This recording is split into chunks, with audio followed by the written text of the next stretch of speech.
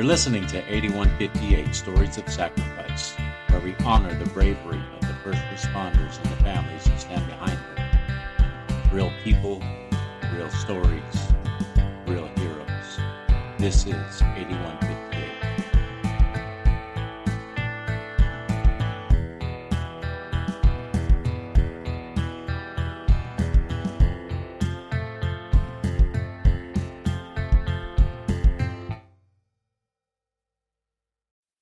Welcome back to another episode of 8158 Podcast, Stories of Sacrifice. Today's guest, we have Packy. He is a veteran, and also he wrote a book, it looks like.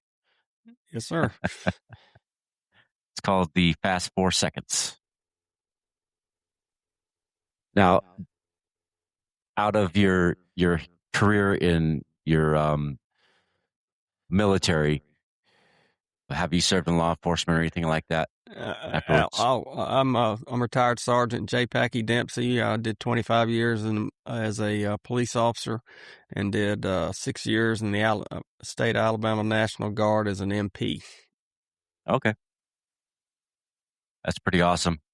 And we thank you for your service. So could you explain to me, let's go back to your childhood and what caused you to want to serve in the United States Armed Forces? Long legacy. The families on both sides, mom and dad, we've got pictures of them all the way back to Civil War to all the conflicts all the way up to World War II. My dad served in Korea, and I almost missed out on the chance to go. I was wanting to further my career, and I thought I'll just join the National Guard, carry on the legacy, and it'll help me pay my way through college. So you have a long legacy. I mean, my family, obviously, we do have a long legacy ourselves. On my dad's side, my grandfather served in World War II as a Marine. My uncle, Frank, he was a Marine in Vietnam. Wow. My brother was a Marine just after Desert Storm. And then my cousin, Bill, he was in the National Guard in Michigan, and he did 3 deployments in Iraq. He was a part of Iraqi Freedom. Yeah. That's right. And he was a 13-year veteran with the Hillsdale County Sheriff's Office. Okay. So, and plus on my mother's side, my grandfather was in World War II as well. He was in the Army. Right. And then Hoorah. my step-grandpa, he was a detective in Berkeley, California. Okay. We have a long history with that. I myself have not. I ruined my chances with going into the Guards. My plan was going in the Guards and then enlisting in the Marines afterwards, just to follow that tradition. But I was just too much of a knucklehead. Well, it ain't for everybody. It's only a small percentage of people can actually pass the background, physical, psychological tests. I mean, it's minuscule how many people can actually make it through basic training, AIT. I mean, that makes them a hero right there. Yeah. I think I would have done pretty well. It's just that, I let a lot of things in my past get in front of me, and I allowed that to kind of guide my future in the wrong direction, unfortunately. I'll tell you more about that in my story as the podcast goes. All right. So you served in the military. Okay. Right. You were obviously in the National Guard, United States Army. Yes, sir. Alabama. And you, again, how many years did you serve? I did 6 and then 2 standby. And I was actually very blessed because I was in law enforcement at the time. They put me at commander's security, so I got a lot of good training that I'm able to move forward in my personal life. I've been a pastor security for over 30 years, and the military and police work taught me to what to look for and how to react. Okay. And then after you served our country, you got into law enforcement specifically because you were an MP? I started out in 1990. Well, actually, 1989 as a reserve deputy for Dallas County Sheriff's Office in Selma, Alabama, home of the 1965 racial marches. And after 3 years as a reserve, I went full time, and I did about 7 or 8 years. Stayed in good shape. Involved in a shooting, so I had a little time off work, and I went in to the National Guard. I did 17 weeks in Fort McClellan, Alabama. Oh my gosh. And what was that like for you? I loved the military, but I was also blessed with some very hardened, true soldiers that were drill sergeants. They weren't just going through a manual. They diverted from it sometimes and say, this is really what it's going to take for you to survive, or this is what it's going to take for you to be a great soldier. Don't be average. Right. So I loved the structure. I was the oldest one there. I was 30.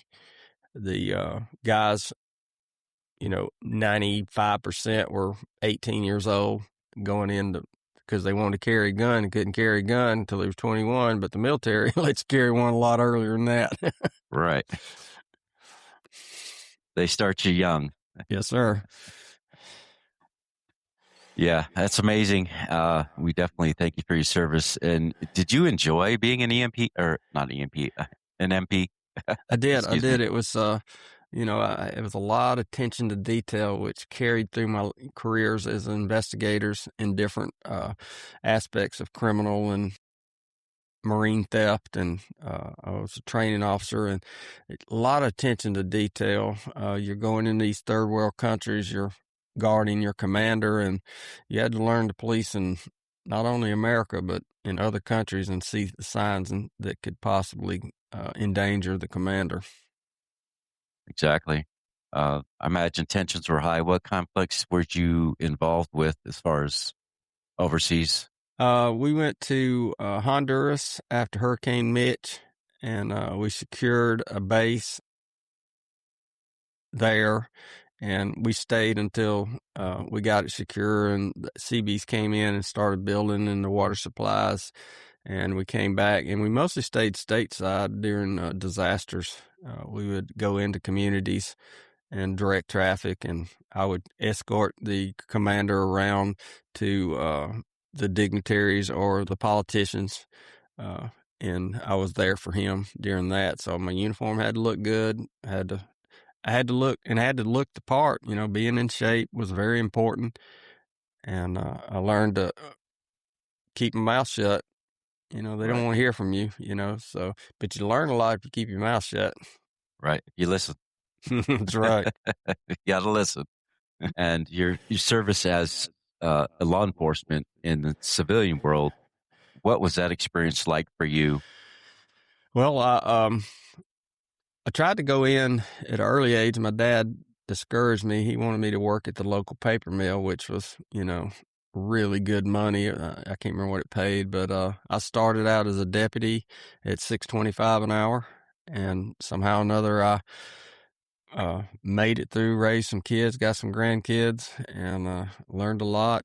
Try to pass it along to the younger guys. I always expect the unexpected and never underestimate your opposition. I was told that the day I got hired by a guy with 35 years behind the job, and he was walking out the door with his little copier box full of things off his desk, and he just happened to catch me in the hallway and gave me that advice. My heart and desire was canine officers, and I have been in canine for 22 years. I had six police dogs, anything from narcotics to cadaver to bloodhounds. I had worked a bomb dog my last tour with Bullet, it was his name. So my heart and passion goes out to A, the first responders, but B, the canine officers, because they're who gets called when SWAT's in trouble. So they're always need to be vigilant and in shape and ready to do the job. Exactly. Definitely got to be in shape, especially with, being a canine officer. We've yet to actually interview a canine officer specifically. I know we have a lot of officers and deputies that want to get into that side of the work. I love to tell them how not to do it. Not the I mean, really, I made a lot of mistakes. I was coming in early when different breeds were coming in from Germany, and I raised mine from a dirt floor kennel at 6 weeks old. She saved my life more than once, and I wrote the book about her. It's called The Fastest 4 Seconds. Okay. Have you had time to look at my videos or anything? Not yet. No, I've Okay. been All right. busy with the radio station and all this other stuff. I get it, but I know about busy. Plus, I work a full-time job, and then we do the podcast, and then we have another podcast, and then we have 3 radio stations that we DJ on. So Me and you are brothers. You just don't know it. I may have several jobs, plus being a speaker and a book writer. okay, yeah, that's pretty awesome. So you said your dog had saved your life. What was the situation where she had done that? December the 7th, 1994, received that routine call to go to that high crime area on a abandoned Air Force base where they had put low income housing. They sent me by myself because everybody was literally tied up, and they knew I had a dog, so I didn't need 2 cars. Or at the time, the mentality that dog was there to assist me. I approached a crowd that had gotten multiple 911 calls for drug dealing, playing the radio, skipping school, disturbing the peace, get out, activate my camera that I had purchased myself from Sears. The cameras weren't really in our area at the time. They were in testing phases with the local municipality, but the county couldn't afford them. Activated my camera, asked the guys to leave. I knew almost all of them, and this one particular kid had between his finger and thumb a piece of plastic sticking out both sides, and I knew because I was assigned to a narcotics unit, I knew that to be crack cocaine. I went to pat him down. He wouldn't speak to me. I asked him his name several times. I asked him several questions. There was no response. He stuck the crack in his pocket, so I got consent to pat him down, reached in the pocket, and he wasn't there. And I was puzzled, and I was like, what happened? I know I just saw him put it in the pocket. So I found a hole at the bottom of the pocket, so I pulled his pants leg out, shook it, the crack fell out, and he began to run. And I grabbed him by the arm and said, you're under arrest, relax. And he attacked me. He went for my weapon. We went to the ground. The other guys were coming in, yelling, saying, putting their hands under their shirts, that they were fixing to get involved. And I'd gotten donated to the sheriff's office this new thing that called a bailout system. And I just had it installed. I hit the bailout system. The dog came out. The crowd ran off. She knocked the suspect off of me. We stumble into camera view.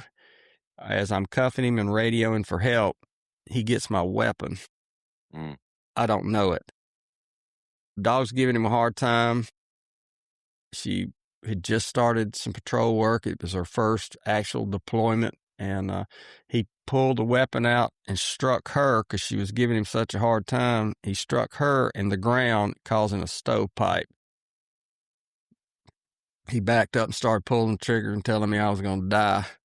And it took me about 4 seconds to realize my gun was missing and I had to apply deadly force.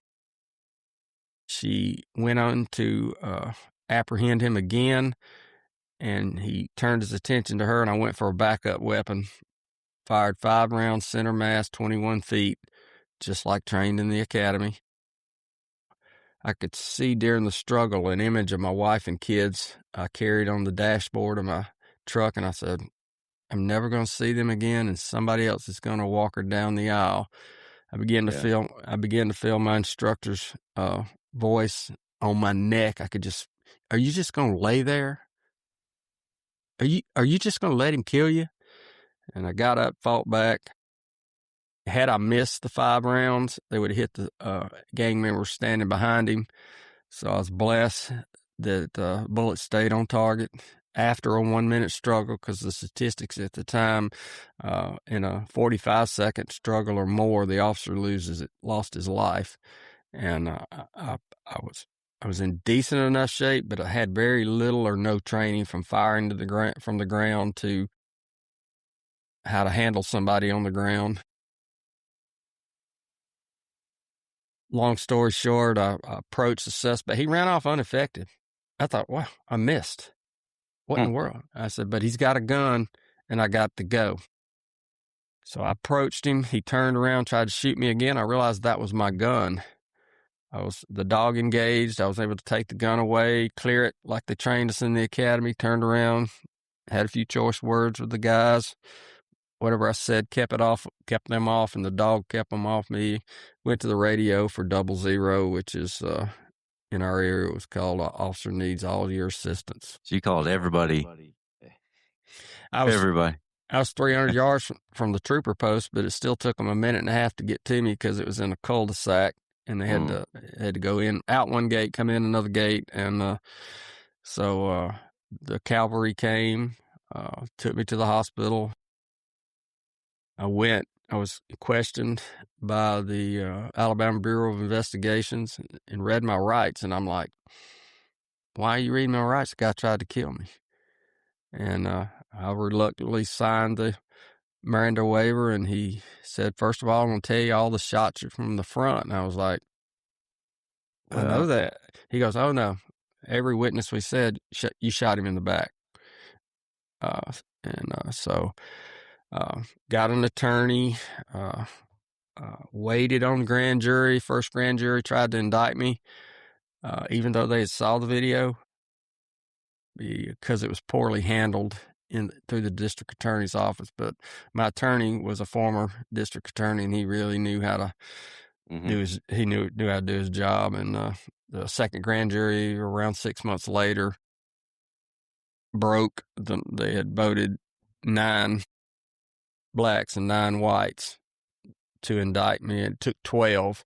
So the second grand jury, they really got their act together. Alabama Department of Forensic Science put on state-of-the-art presentation, and I was able to return to work in about a year. Man, that must have been very taxing and trying on you. Well, they didn't really know what PTSD was in first responders at the time. It was a topic, but you couldn't really admit to it because they put you behind a desk. And I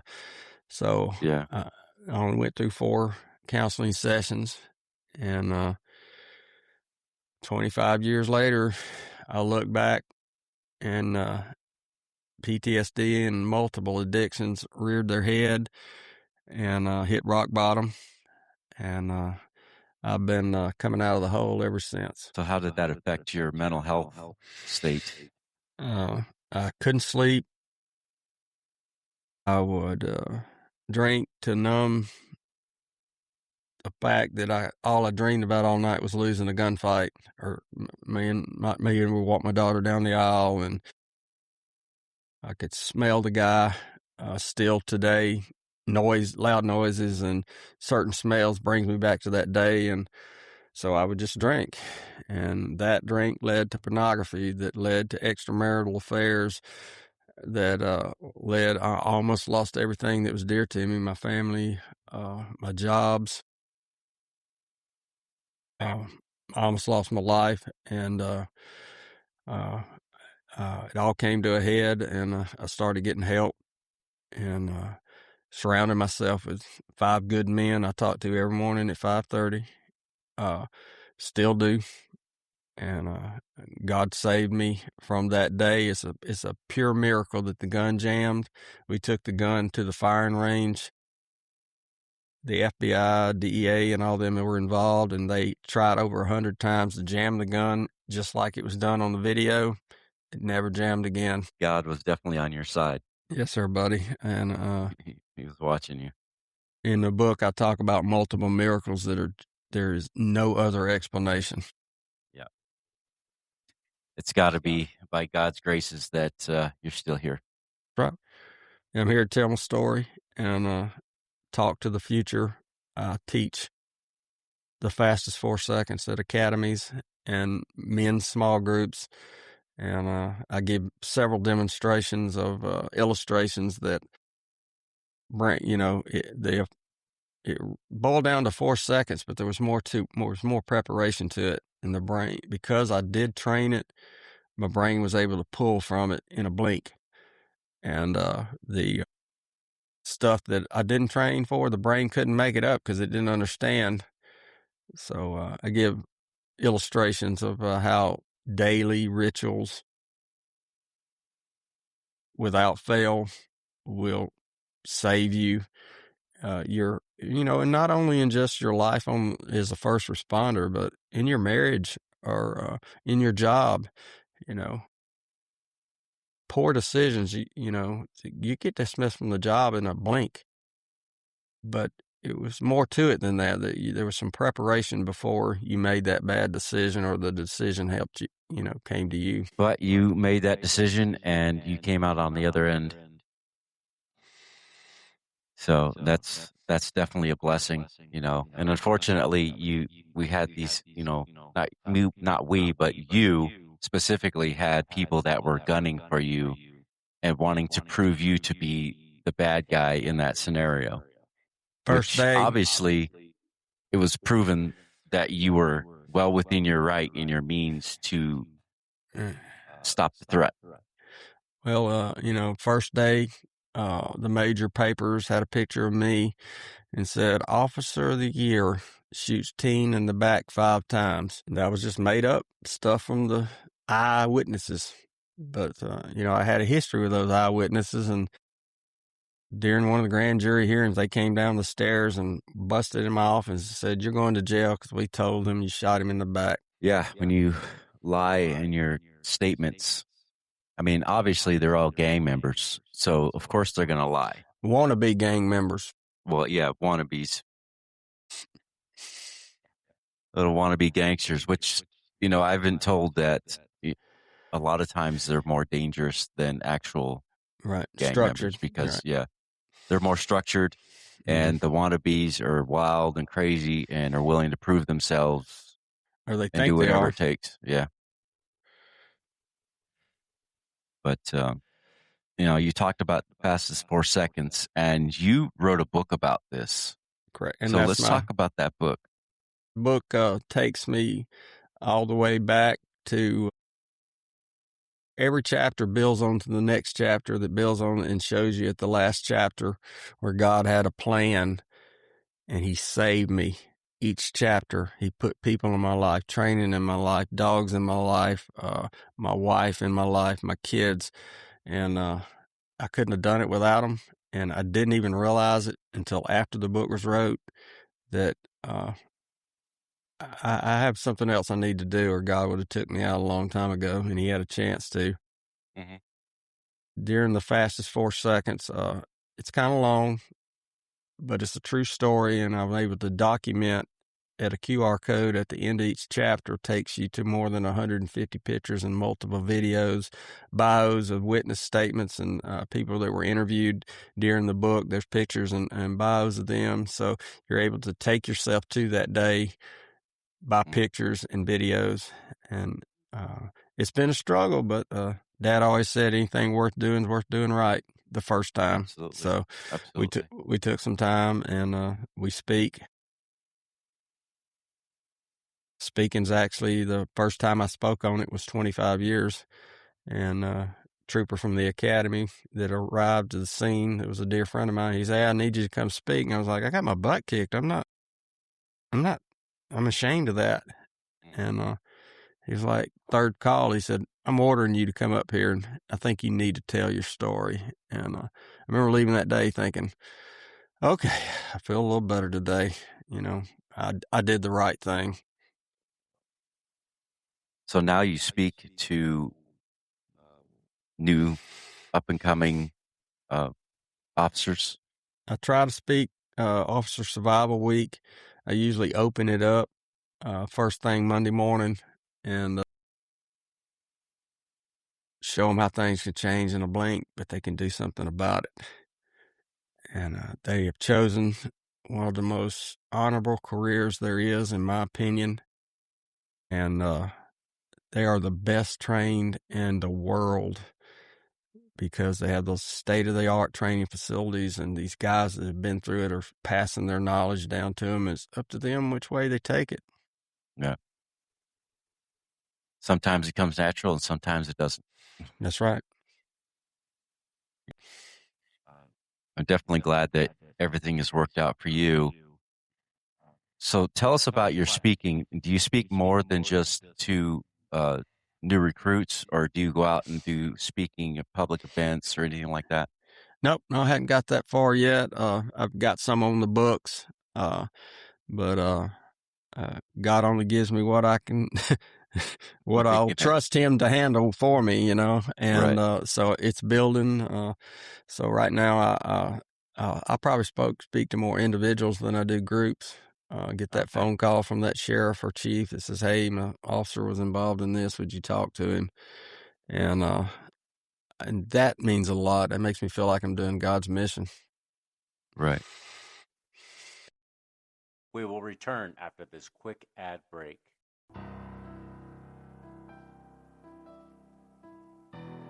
The William H. Bill Butler Jr. Foundation is on a mission to honor first responders and support those who serve.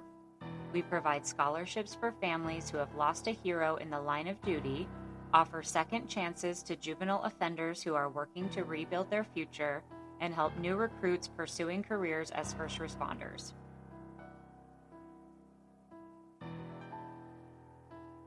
Through generous donations and the sale of merchandise, we're building a community that uplifts, empowers, and creates lasting impact.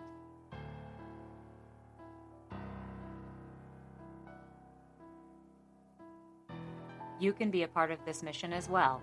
Visit 8158podcast.com to donate or shop today. Together, we can support those who serve, honor those we've lost, and give hope to those who need it most.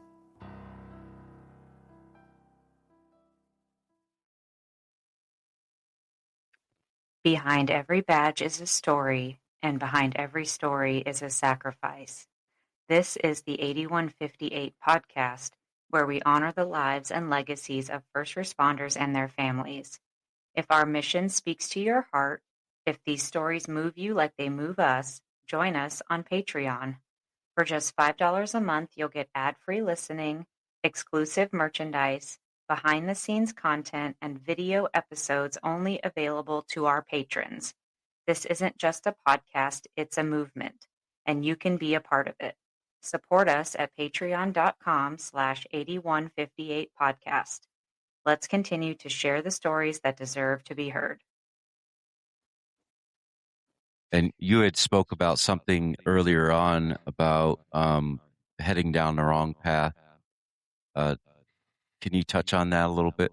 Sure. As I may have mentioned before, the not sleeping, then they had just prescribed me Ambient. I woke up one morning and my jogging clothes were wet in the floor of the bathroom. I was fully dressed. Did a PowerPoint presentation for the next day, had no recollection of it. So I had to get off of that.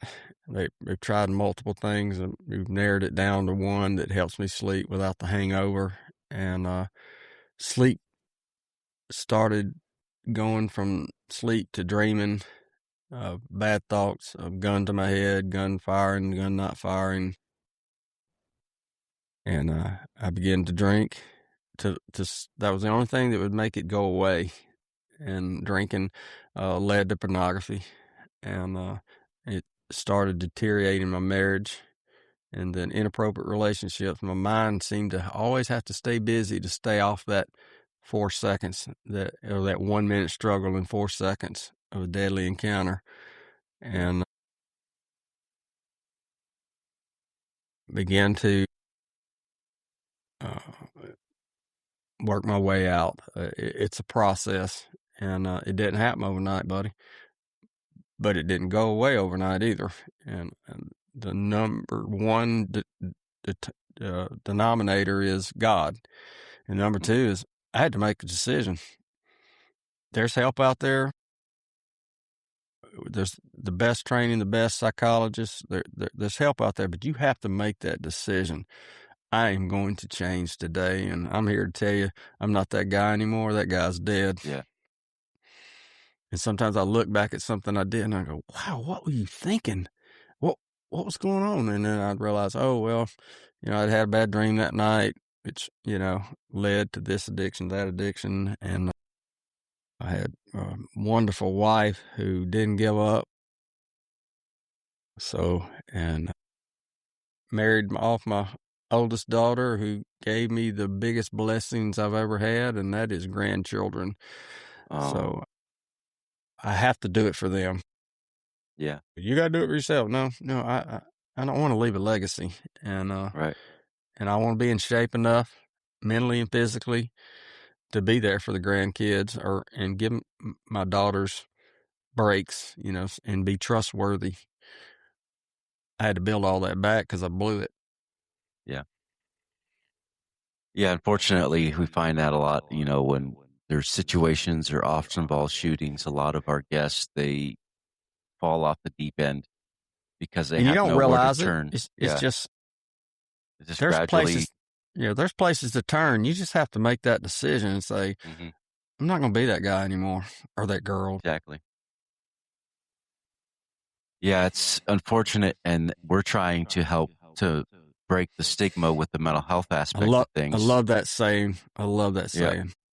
Yeah, and that's what we're working towards. Is we're trying to help first responders and back them to help break that stigma and Sure. bring the mental health aspect to light, because it happens to everybody. Well, it takes people like Dave Grossman and Sergeant Michael Surge to step out and say, just like I did, and just tell the truth. This is where I went with it. I don't think you want to go there. Take this Mhm. path, and I'll walk with you.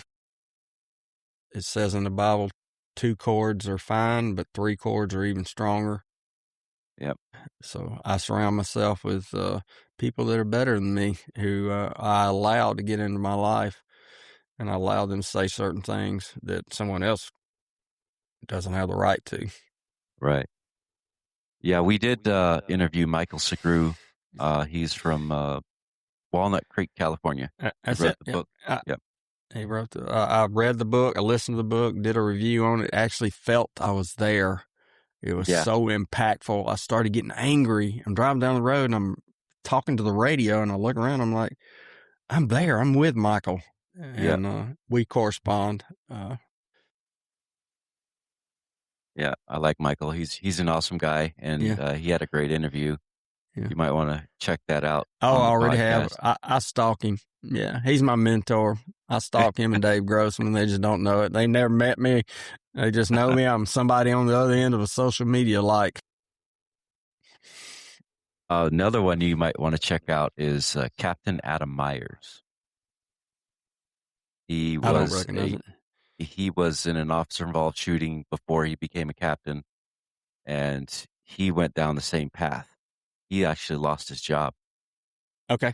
I will definitely, when we get off this, I'm going to look him up and reach out to him. So Yeah, I got to listen to the 911 call from the dispatch. And he was well within his right to do what he had to do, but the mental health part of it really affected his job, and nobody supported him. What the civilians don't understand, they may see, 2 to 6 traumatic events in their life. These officers are sometimes up, 500 or 600 in their career, and sometimes it's from call to call. Yeah, like one after the next. That's right, and they don't have time to process that, Right. And it takes a mental toll on you. Yeah. I imagine. I've always said cops are different. They're just firemen too. They're just different people. I mean, everybody else runs from gunfire or the fire in the house, but we roll forward. And that right there tells you we won't loan you $5, but we'll go in there and save your life. But as far as Captain Adam Myers, he actually turned his life around again and got out of that. And he's actually working for a department that supports what he does. And he was promoted to captain. dream job. I'm glad, he's Yeah. listening. God's guiding his path, and he's listening. So, Oh yeah. Yeah. He runs a great support group for people, and not just for first responders, but for everybody. And that, I think it's a pretty awesome thing. He's a really cool guy. I like him. He had a good presentation on the podcast, and he had all kinds of props and stuff. That was kind of yeah, fun. all my props are behind me there, so that's all I got. Yeah, accommodations and stuff. Yeah, But yeah, I mean, we see it a lot. We hear about it a lot, and it's like it's almost identical. And that's why it's important for us to help break that stigma. that's right. And I don't mind sharing what happened and the truth, and because I'm just hoping I reach that one and save that one. Yeah, absolutely. The other thing that we do, so if you have anybody listening that is a first responder, is we are connected with trauma-informed therapists and also people that run organizations that help first responders and veterans for free. So you go to their organization and they help you out for free That's right. with your mental health stuff. So we get connected with them so that we can refer our guests to them, especially if they're going through it. I went through the class, Saving Heroes. It's on Facebook, and it opened my eyes on a few things I had actually forgot about, and I needed to unpack them. And built a relationship with a guy that was assigned to me. The algorithm put us together with my past experience in careers and in life choices, and I respect the man because he didn't hold nothing back. He let me know this is how I felt, and I let him know that Yeah. I'd be learning from that. Right. Yeah. Was that healingthehero.org? Or That's was it. that some, Yeah. Okay. Healing Yeah. Hero. I'm sorry. Yeah. Yeah. I did a few sessions with Dan Jarvis. That's who I got. Yeah. He's Dave. a former No, veteran. I was Dave. Was my guy. Yeah. Dan Jarvis is the founder of healingthehero.org. He is a veteran and a former deputy All right, we're gonna have to sheriff out of hashtag. Florida. We're gonna have to hashtag him in this so they know we gave him a little shout out. Yeah, I'm always giving him a shout out. I like that guy. He's pretty awesome. And we are connected with other organizations as well. One is QRF Up. It's an app, and if you download the app, and if you're in trouble or if you're going through a crisis, you just hit the app, and then they connect you with a therapist. Or if you are in danger, they send help. There you go. So we try to be more proactive than just interviewing people, That's because right. we really genuinely want to help. And what better way to honor my cousin's life than to help his brothers and sisters in need? I'm blessed that I can talk the talk with military, and that opens a lot of doors because I've been there, and opened a lot of doors because I was, in law enforcement for so long. Just wanted to give you a little bit of background about the reason why we started this is because obviously we had a tragic situation happen in our family, which my cousin was a sheriff's deputy for 13 years. His name was Bill Butler Jr., and we started a foundation in his honor. He retired from the National Guard after 20 years, and he was a realtor on the side and also a deputy. He loved being a deputy. He loved serving his community. He loved serving his country. There was a call with a suspect who they were having, two deputies were having a struggle with. He was responding to that call, and this is in a rural area. 10 seconds after he showed up on scene, after the struggle ensued, the suspect pulled the gun and fired one shot, and it struck my cousin right in the neck, into the head, because he was on the ground firing upwards. And unfortunately, he lost his life immediately in 10 That's seconds. terrible. That's terrible. So Going through all that with 3 deployments. He was a staff sergeant, and he had 3 deployments. Plus, he was in Iraqi Freedom, and then being a sheriff's deputy. I mean, an entire life, 5 kids, 2 older kids. He adopted one, and the other one is. I understand. Yeah, 51 years old. Talk about that in the fastest 4 seconds. It can go in a blink. But that's why we started this podcast. 8158 was his badge number. I wondered. I was going to ask you that. Yeah. The 81 is county, and the 58 was the deputy number. That's his badge number is 58. So they refer to it as 8158, county deputy. You're doing great work, buddy. So we're working on it, and we're trying to get, our first responders connected to people and helping promote, guys like you and the things that you've done and sharing your message with people, because you have a message that needs to be shared. And other officers need to hear that message from you. So they know that they're not alone, because they're not alone. I can't say what they've gone through. I've had my own personal childhood traumas, but as far as like on the job type, I can't relate to that, but I can relate to the trauma itself. But also going through losing my cousin and making this effort and this drive to help first responders to make a change. And it wasn't initially about the mental health side of it, because we didn't know. We had no idea until we started the podcast. And then we started talking with our guests, and they started delivering their messages. And then we realized there was a bigger issue going on. And that's what that's what Billy would have wanted me to do, was focus on that, not on him, because he doesn't want the attention. That's right. Yeah, I'm not here for the attention. They won't remember my name or what I look like, but they'll remember my story. Right. So that's why we do what we do, and we love our first responders. Yeah. And we're doing everything we can to help you guys succeed in life and get healthy. Are you on Officer Down app? No, I don't have that. I'll send it to you. Every officer involved, death, they write a really good report, factual report, and it'll tell you how many officers died from what and what situations they were in when it happened. The only thing it doesn't cover is how many killed themselves with their own gun. And their numbers are staggering. That's true.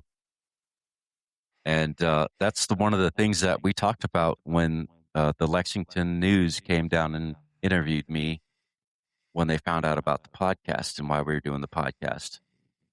We made mention of that. We talked about the suicide rates and how staggering they were. And you can check that out on Lex 18. If you go to Lex 18 website, 8158 podcast, you'll see it on there. Well, my podcast is Red, Blue, and Brave. I'm on there with a former military. He did a career in firefighting. I did a career in law enforcement, so we have a lot in common. And we bring a little humor, because cops like to pick on firemen and back and forth. And he's been in my life for about 30 years, 25, 30 years. And we don't want to talk to the big speakers and the big authors. We want to go from station to station and say, let me talk to that K-9 officer or that 5-year veteran, because he's bound to have a traumatic event. Let's hear it. Let's see if we can walk him through it and give him some ideas. And it opens doors, because we're, a police and a fire podcasting. Right. Speaking of firefighters, my dad was a firefighter in California, Clear Lake, California. I don't have that job. It's too hot. Yeah. They're getting that suit, and I'd be like, let it burn. Yeah, he did that job for a while, and he got hurt on the job, and then he got a job in Michigan for the county commission. So he worked for the county commission for 33 years. Well, retired.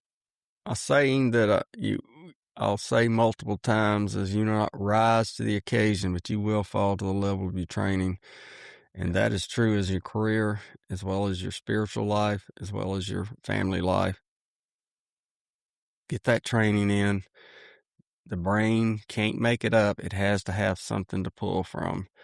And Right. you will not rise to the occasion. You know, people say, well, when I'm involved in this, I'll really do this. No, you won't. You either will or you don't. That's Talk right. about it, Mm-hmm. but if there's no action, then you're not going That's to do right. anything about it. Your brain can't make it up. So That, it's kind of funny that you say that, is because when my wife, because after the funeral, I went to the viewing. My cousin, we drove, because we live in Kentucky. We drove all the way up to Michigan. As soon as I heard my stepmom, she called me and told me what happened, and I called work immediately, and I was just like, nope, I gotta go. And they're like, okay, do what you got to do. So fortunately, I have a job like that. I work for a small company, but they are family oriented, and I've been there for a while, so they know me and they trust me. And we headed straight up to Michigan the next day and went to the viewing, and I seen them there, and I was just devastated. And they had the changing of the guards. They're standing there, awesome. I love that. and I walked up to him, and the first thing I did was I grabbed his hand, and I was just dumbfounded. I couldn't believe it. He was the best of all of us kids, as I say. But he loved and cared about everybody. If you were the kind of guy that needed help, even if you were, if you're on drugs, if you're addicted to drugs, he would try to do everything That's to right. mentor you and help you. Doing God's work. That's awesome. Because he was just that kind of a person. So sad, but this obviously came about, and my wife told me, you should do a podcast. I was like, I don't know anything about podcasts. Yeah, I don't either. I got people that are smarter than me figuring this out. Yeah, I don't know anything about podcasts, but then here I am. I mean, this is our third season, and that's awesome. I'm not a very social person. Well, I used to not be. Yeah. You would never notice that, but I used to not be a very social person. I didn't like talking to people, just kept to myself. And, this actually changed my life. So his life impacted my life in a way that I never That's thought right. would ever happen. Carry on the legacy, buddy.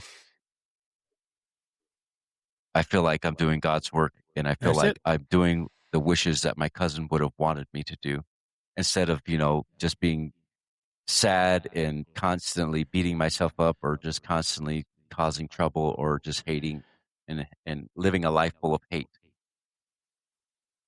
So we're doing something positive out of something that was negative. So, I mean, it's a hard work. It's hard work. It's a hard road. However, through that, other opportunities came about, and we never said no to any other opportunities. We just went with it. That's what you're supposed to do. Yeah. Yeah. And that's where the Thin Line, I don't know if you ever heard of the Thin Line Rock Station. Yeah. My wife and I were both DJs on that station. Oh, man. And so we work with them, and we started our own radio station, and we gave an outlet to other first responders. So a lot of our DJs are first responders. That gives them an outlet to be on the radio station.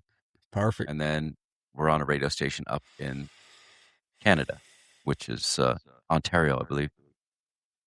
It's a local station up there, so we just do it remotely, and then we let them run it up there. So many different opportunities are coming about. Pretty awesome, I think. It is. And you said you run a podcast. Yeah, right? I'm getting started on it. It's we're just waiting to get the bugs worked out of it. Mostly me. So Okay. don't say that. Oh, okay. Yeah, that was the other thing that we had established, was Slightly Unhinged Media Network. So what that is that we help people grow their podcasts, create podcasts, and we help them with, like, if they need like music or anything like that, put in their intros and outros or editing and all that stuff. We do all that stuff I for will them. I will definitely be blowing your phone up. So, yeah, if you go to the Slightly Unhinged Media Network, you can check it out there. Yeah, we definitely do all that stuff.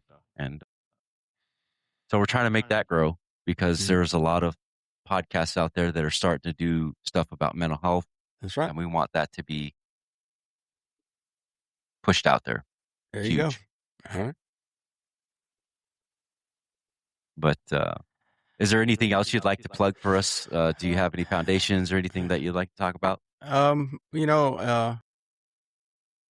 You will not rise to the occasion, you'll fall to the level of your training, and your family doesn't want a folded flag and a casket. They want you. Do your job, and your job is to train for that occasion, because the suspect's gets to name the time and the place. Mm-hmm. You don't. You need to be ready for your family, because they'd rather have you at the supper table than have you propped up on a shelf with a flag. Exactly. At the end of the day, I walked her down the aisle. And that is a blessing. I'm glad and I'm grateful for you. And I'm definitely grateful that God has, looked after you and watched out for you. He's not done. I know he has mine. Yeah, he's not done with me yet. My book's not over. I'm just changing chapters. Yeah, that's true. I know my wife's been pushing me to write a book about myself. There you go. And I'd be interested in that. I'd rather hear that than some story that's not true. I don't understand how people do that, but okay. Right. My story is pretty interesting, and it is very. It's hard. It was a hard life. I have someone did the Audible for me, and you don't know who they are to the last sentence, and you'll go, "Wow!" So, man, special guest. Special guest. You have to buy the audio to listen to her. Right. Yeah, my wife says that I should do my own. Yeah, that's hard on me. I struggle reading, but there are apps out there to help you. Yeah, same here. I hate reading scripts because I try to do it, and I'm just like, it gets frustrating. And I try to read them, and I'm like, it's going to take me forever to do it. But she said it would be more impactful if it was from me. That's right. People say that, so I'm not through yet. I'm sure I can still do it, but I got a couple other irons in the fire.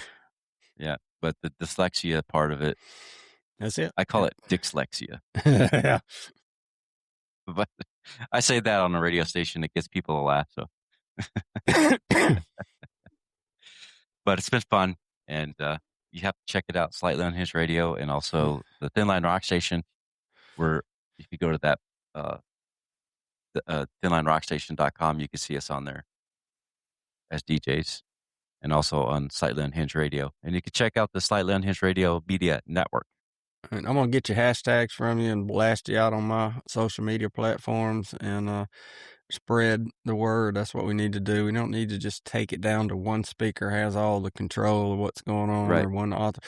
Everybody needs it, and the statistics show it. And so I'll be hounding you on that'd be pretty awesome. I mean, so like on our end, what I do is like, especially if you wrote a book or if you have a foundation and you're on a podcast. So if you give us all that information, I could talk about it on the radio station. I'll take care of that as soon as we hang up. I can go on to Thin Line Rock Station, and then I could talk, because I got 3 minutes to talk I got four tracks to do every hour, and I'm on there 4 hours twice a week. So I got an 8-hour spot, and I got 3 minutes to talk, because they just let me tell stories and do all kinds of stuff. So I could plug anything that I want to, especially if it's first responder based. So, all right, give me your address. I'll mail you a book and write a little note in the back of it. So that'd be pretty awesome. And that's what we do, because we have other guys that wrote books and firefighters and stuff, and we plug them on the station and on socials and all that stuff. So we help each other out as much as we can. That's right. You get paid for what you might have to do. Be prepared to do it. Right. Exactly. Well, I gotta roll. May God bless this podcast, and may God bless America. Absolutely. God bless America, and God bless you as well. Thank you. We love you, brother. We thank you and appreciate you for coming on here, sharing your story with us. Thank you. It was an honor for us as well. I'm humble, so thank you so much. Yeah, you're very welcome. You have a good one and a All right. blessed weekend. I will. Thank you. We through recording?